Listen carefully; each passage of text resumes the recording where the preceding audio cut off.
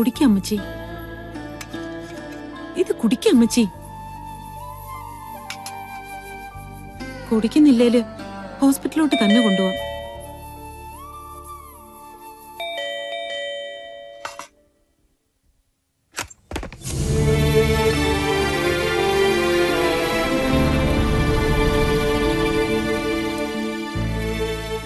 തെറ്റുകൾ ചെയ്തില്ല എന്ന് ഞാൻ പറയുന്നില്ല. പക്ഷേ ചെയ്യാത്ത തെറ്റിന് പഴിയേൽക്കേണ്ടി വരുന്നത് വേദനയുള്ള കാര്യമാണ്. ഞങ്ങളെപ്പോലെയുള്ളവർക്ക് വേദനിക്കാൻ കഴിയുന്ന ഒരു മനസ്സുണ്ടാവുമോ എന്ന് സംശയിക്കുന്നുണ്ടാവും. അതിപ്പോ വിശദീകരിക്കാൻ ഞാൻ ആഗ്രഹിക്കുന്നില്ല. കുട്ടിയുടെ അപ്പച്ചൻ അഴിമതിക്കാരനല്ലാത്തതുകൊണ്ട് ഞങ്ങൾ തമ്മിൽ ഉരസേണ്ടി വന്നിട്ടുണ്ട്. പക്ഷേ ഞാൻ അദ്ദേഹത്തെ തട്ടിക്കൊണ്ടുപോയിട്ടില്ല, എവിടെ ഒളിപ്പിച്ചിട്ടില്ല. പോലീസിനെ കൊണ്ട് പിടിപ്പിക്കാതിരിക്കാൻ വേണ്ടി പറയല്ല. എന്ത് സംഭവിച്ചു എന്നറിയാതെയുള്ള ഈ കാത്തിരിപ്പിന് ഒരു അവസാനം വേണമെന്ന് തോന്നിക്കൊണ്ട് പറയുക. ഇനി കാത്തിരുന്നിട്ട് കാര്യം. നാഥനില്ലാതെ വളർന്നവനാണ് ഞാൻ. എന്ത് ചെയ്യാം? കുട്ടിക്കും ഇനി അതേ വിധി തന്നെ. കുട്ടിയുടെ അപ്പച്ചൻ ഇനി ഒരിക്കലും മടങ്ങി വരും.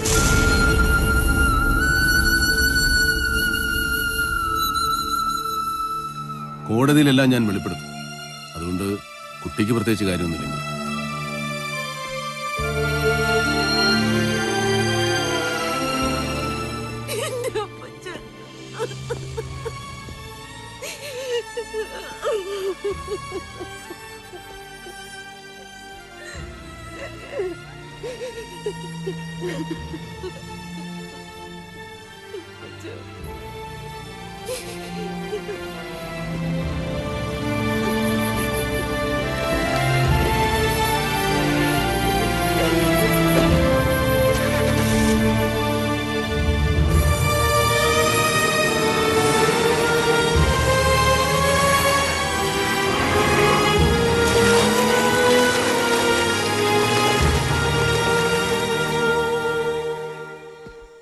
ഞാൻ വിളിക്കുമ്പോഴൊക്കെ നിങ്ങൾ ഓടി വന്നു.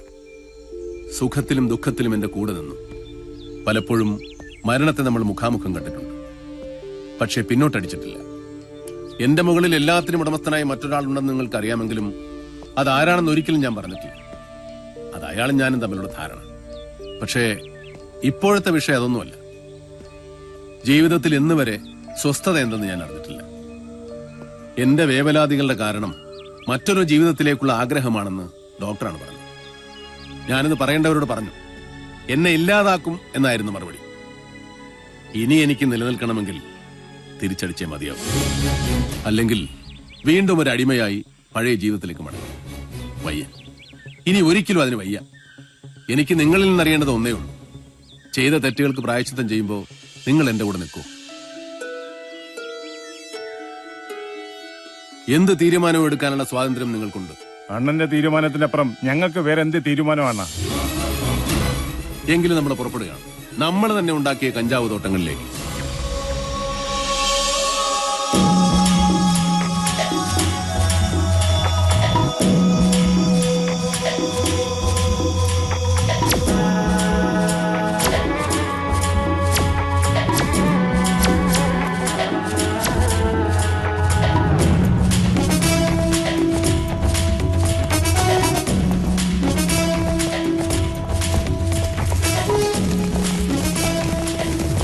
മിസ്റ്റർ ഭാർഗവൻ, ഇനി നിങ്ങൾ രക്ഷപ്പെടാമെന്ന് വിചാരിക്കണ്ട. ഒരു ഭരണക്രമത്തെ മുഴുവൻ ധിക്കരിച്ചുകൊണ്ട് കാലങ്ങളായി നിങ്ങൾ രാജ്യദ്രോഹം ചെയ്യുകയാണ്. ഇനി അത് അനുവദിക്കില്ല. നിങ്ങളുടെ തോട്ടങ്ങൾ എവിടെയൊക്കെയാണുള്ളതെന്ന് കാണിച്ചു തന്നാൽ എല്ലാം സമാധാനപരമായി അവസാനിപ്പിക്കാം. മിസ്റ്റർ വിനോദ്, ഞാൻ ഫോൺ ചെയ്ത് പറഞ്ഞു. ഡോക്ടർ ശാന്താറാം നേരിട്ട് നിങ്ങളോട് പറഞ്ഞു. ഞാൻ തോട്ടങ്ങൾ ഉണ്ടാക്കിയിട്ടുണ്ട്. അയാൾക്ക് വേണ്ടി, തൊട്ടടുത്ത് നിൽക്കുന്ന നിങ്ങളുടെ മേലുദ്യോഗസ്ഥന് വേണ്ടി.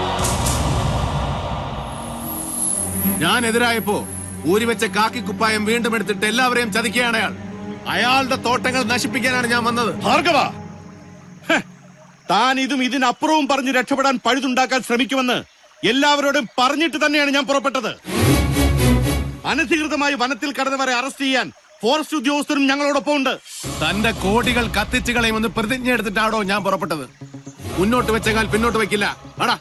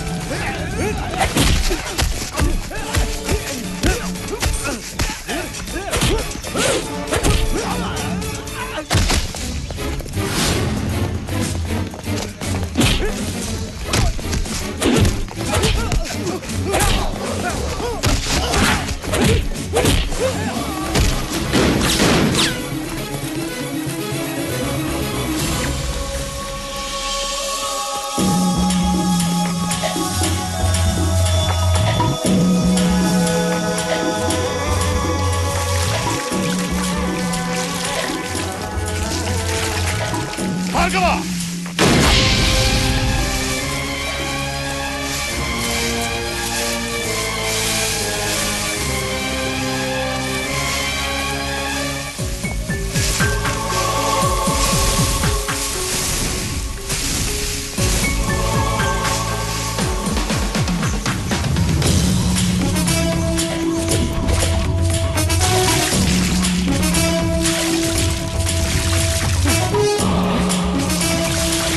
ഭാർഗവ, നിർത്താൻ നിർത്താനാ പറഞ്ഞത്.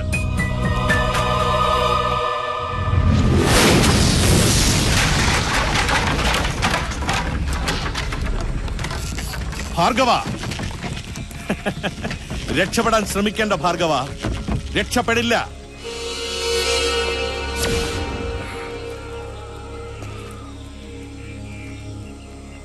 പുറത്തു വന്നോ? എല്ലാം നീ നശിപ്പിച്ചു, എന്നെ തകർത്തില്ലാതാക്കി. പക്ഷേ ദൈവം ഇപ്പോ നിന്നെ എന്റെ മുമ്പിൽ കൊണ്ടിട്ട് തന്നു. നിന്റെ വിധി എന്റെ കയ്യിലാണ് ഭാർഗവ. ഈ നിമിഷം നിന്റെ നന്ദികെട്ട ശരീരം ചിന്ന ഭിന്നമാക്കാൻ എനിക്ക് കഴിയും. ഭാർഗവൻ എന്ന വീരനായകൻ ഈ ഭൂമുഖത്ത് ജീവിച്ചിരുന്നതിന്റെ യാതൊരു തെളിവുമില്ലാതെ കത്തിച്ച് ചാമ്പലാക്കാൻ എനിക്ക് കഴിയും. നിന്റെ ഡോക്ടറും ഇപ്പോ എന്റെ കസ്റ്റഡിയിലാണ്. അവനും അവന്റെ കുടുംബത്തിനും നിന്റെ ഗതി തന്നെ ആയിരിക്കും. അവനാണല്ലോ നിന്നെ എന്റെ എതിരാളിയാക്കിയത്. അവസാന യാത്രയ്ക്ക് മുമ്പ് ഒരിക്കൽ കൂടി ഞാൻ ചോദിക്കുകയാണ്, അല്ലെങ്കിൽ ഒരു അവസരം കൂടി തരികയാണ്. എനിക്ക് നഷ്ടപ്പെട്ടതെല്ലാം വീണ്ടെടുത്ത് തരാൻ നിനക്ക് കഴിയും എങ്കിൽ ഞാൻ എല്ലാം മറക്കും, പൊറുക്കും. ജോസഫ് മാത്യുവിനെ വകവരുത്തിയത് ഞാനാണെങ്കിലും സംശയങ്ങൾ നീളുന്നത് നിന്റെ നേരെയാണ്. നിന്നെ ഞാൻ കുറ്റവിമുക്തനാക്കും. എനിക്കതിന് കഴിയും. പറയൂ ഭാർഗവ, വിശ്വസ്തനായി പഴയ ഭാർഗവനായി എന്റെ കൂടെ നിൽക്കാമോ? പറയൂ, നിനക്ക് എന്റെ കൂടെ നിൽക്കാമോ?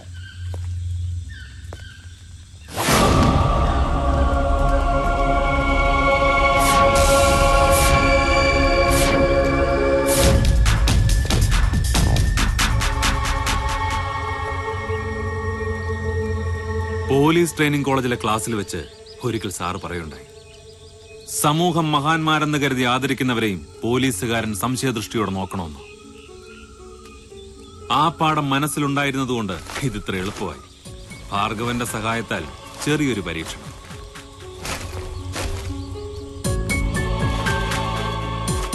എങ്കിലും ഇപ്പോഴും എനിക്ക് വിശ്വസിക്കാൻ കഴിയുന്നില്ല. മനസ്സിൽ സൂക്ഷിച്ച വിഗ്രഹം മണ്ണിൽ വീണുടയെന്ന് കരുതിയില്ല.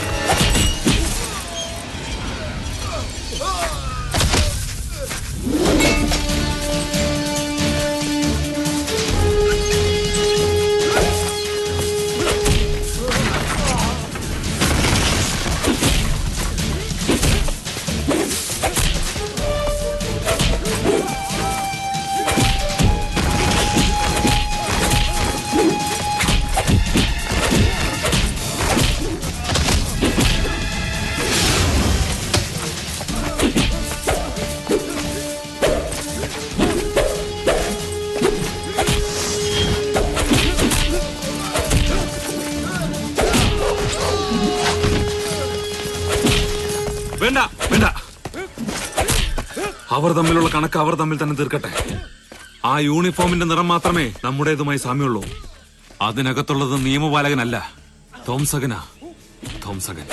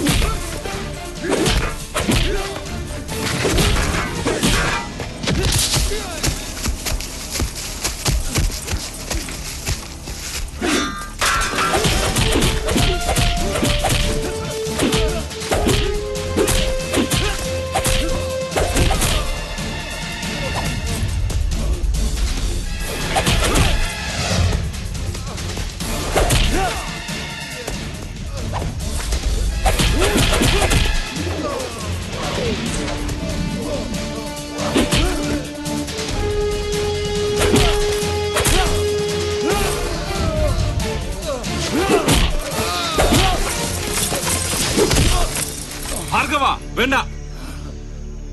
ഒരു കൊലയാളിയാകാൻ എനിക്ക് താല്പര്യമില്ലാത്തതുകൊണ്ട് ഞാൻ നിന്നെ നിന്റെ ആളുകൾക്ക് തന്നെ വിട്ടുകൊടുക്കുക.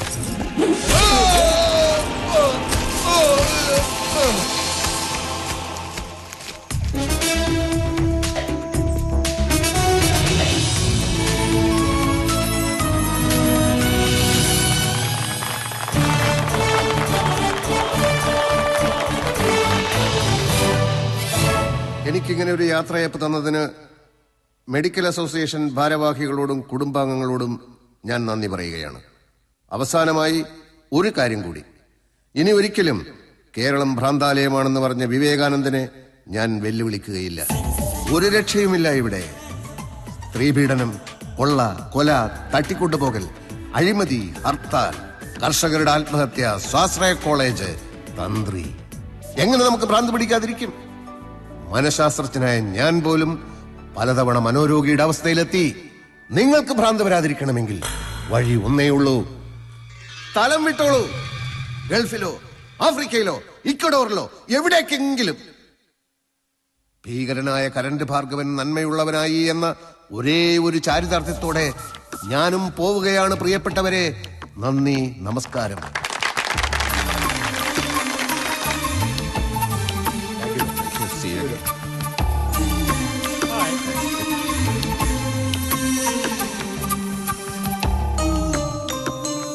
ഡോക്ടറെ,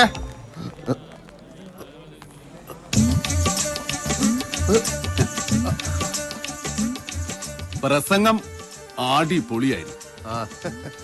സദസ്സിലുണ്ടായിരുന്നു അല്ലേ? ഡോക്ടറെ ശല്യപ്പെടുത്തണമെന്ന് കരുതിയ ഇടയ്ക്കൊന്നും വന്ന് കാണാതിരുന്നത്. ഇടക്കൊച്ചി ചെറിയൊരു റെസ്റ്റോറന്റ് നടത്തുക ഞങ്ങളിപ്പോ. ഞാൻ അറിഞ്ഞു. നല്ല കാര്യം. എങ്ങനെയുണ്ട് ബിസിനസ്? കുഴപ്പമൊന്നുമില്ല, നല്ല ജീവിതമൊക്കെ തന്നെ. പക്ഷെ ഈ നന്മ കൂടിപ്പോയത് കൊണ്ടാണോ എന്നറിയില്ല, ആരെങ്കിലും ഒരു ചെറിയ തെറ്റി എന്ന് കണ്ട കേറി ഇടപെട്ടു പോകും. അവസാനം തല്ലും പിടിയാവും. ഇപ്പൊ തന്നെ അണ്ണന്റെ പേര് 3-4 പോലീസ് കേസായി. അതെ, ഈ നന്മ കുറച്ചൊന്ന് കുറഞ്ഞു കിട്ടാൻ വല്ല വഴിയുണ്ടോ ഡോക്ടറെ?